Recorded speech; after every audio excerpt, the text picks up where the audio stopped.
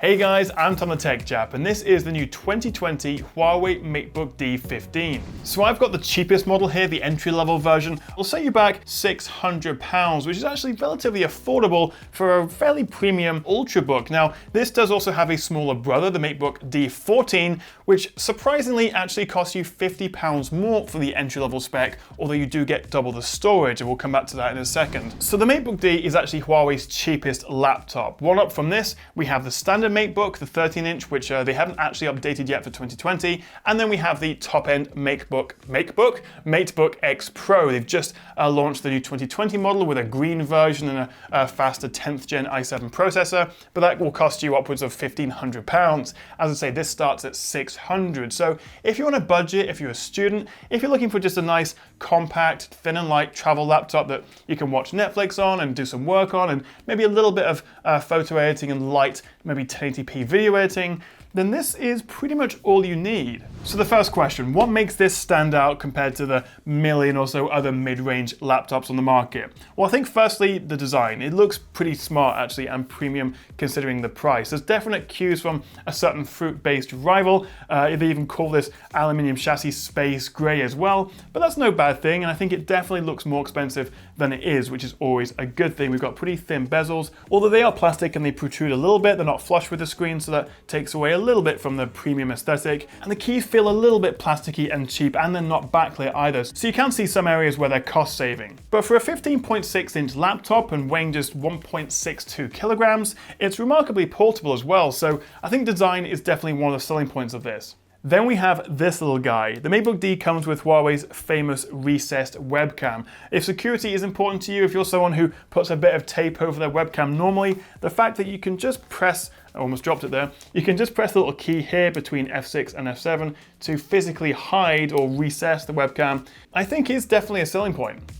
Then we have the power button, which also doubles as a fingerprint reader, so with just one press you can start it up and log in. We also get USB-C charging, which is not something you find on lower-end mid-range laptops. You usually get those horrible proprietary little DC-in cables. So actually what that means is you can also charge your phone, assuming you're not using an iPhone, and actually it's pretty fast as well. The charger is 65 watts, so you can go from 0 to 55% battery in half an hour, which is actually very impressive. And again, fast charging is not something you tend to see on more mid-range laptops. And finally, we have Huawei Share. Now, you may have seen this before on previous MateBooks, and the idea is that you can pair it with a Huawei phone and then easily transfer photos and videos with one touch through NFC. And if you're using a Huawei phone with EMUI 10 or later, there's a new feature called multi-screen collaboration. So what you can do with your P30 Pro or Mate 30 Pro is with one touch, you can connect it to the laptop, and then you can actually use your phone on the laptop screen. Whether you're swiping between home screens, messaging someone, you can even use the mouse and keyboard to type messages. And the coolest thing is you can then drag and drop files or photos over to the desktop from the phone. And it's all done through its own local Wi-Fi network, so it doesn't use up any data.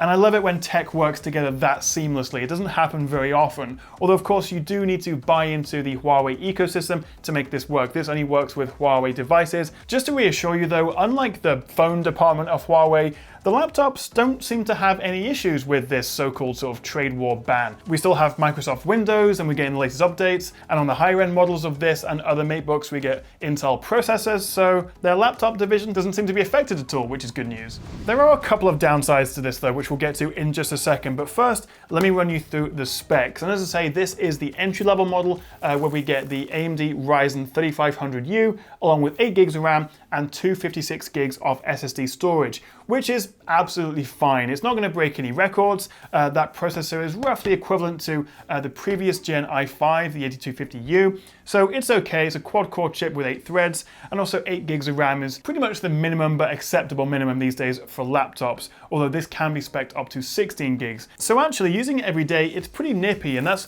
also largely thanks to the fast NVMe SSD we get inside here, although 256 gigs isn't a lot. If you install a couple of games and put a few videos on there, that will fill up quickly. As for graphics, we get AMD's Vega 8 chip, which is built into the processor. It's an integrated chip. It doesn't quite come up to, say, the NVIDIA MX150 or even Intel's brand new Iris Plus graphics, and that's because actually this processor is getting on a little bit. We're expected to see AMD's new 4000 Ryzen series in a month or so that is worth bearing in mind. But you know what, for everyday stuff, a little bit of Lightroom, light 1080p video editing, this is absolutely fine. And you can also get away with just a little bit of light gaming as well. And actually, even when I was gaming or rendering videos, it stayed cool and quiet throughout. And I think that's thanks to Huawei's new Shark Fin 2 design, which is another new feature. It never got particularly loud, and nowhere on the laptop did it get anywhere close to uncomfortably warm. It was actually very impressive.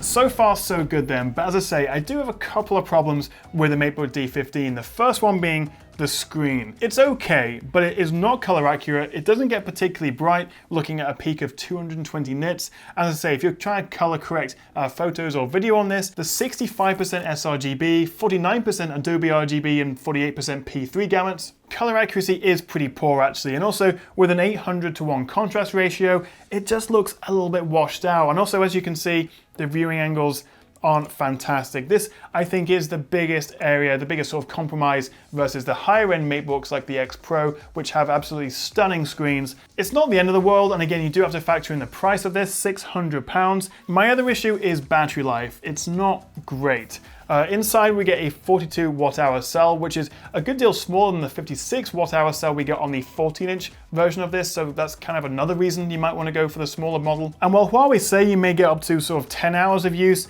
that's their tests with local video playback at 150 nits. But with normal use, you're looking at more like 5.5 hours. The upside though is that we do have that fast 65 watt charging, so you can top it up pretty quickly.